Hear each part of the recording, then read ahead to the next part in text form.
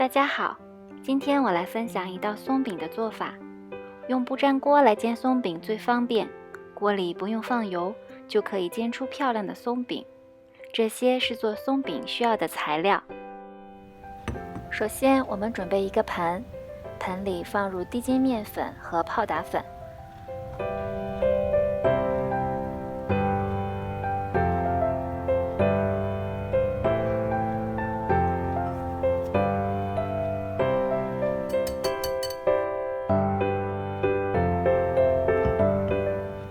另一个盆里放入鸡蛋、糖、牛奶、融化黄油和一小撮盐。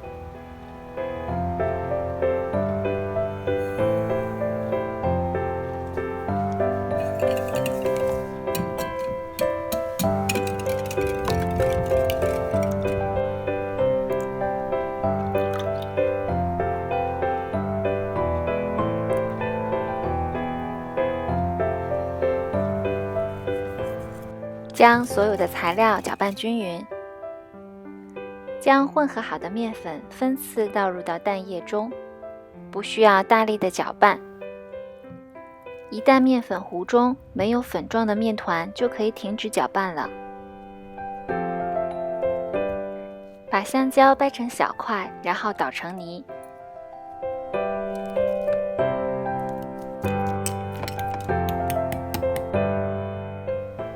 把香蕉泥倒入到松饼面糊中，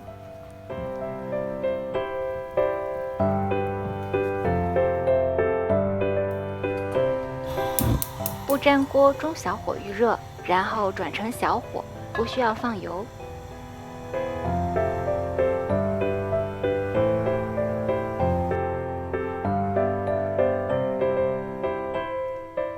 松饼的第一面用小火来煎，大约煎1分半到2分钟。当表面像这样开始有气泡时，就可以翻过来啦。你可以看到松饼的颜色非常的漂亮。翻面再煎45秒到1分钟就好啦。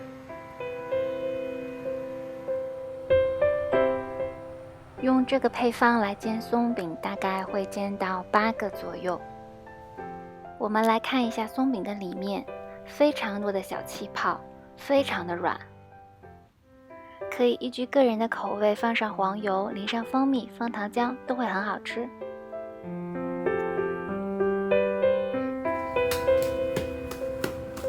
好，坐下来吃吧。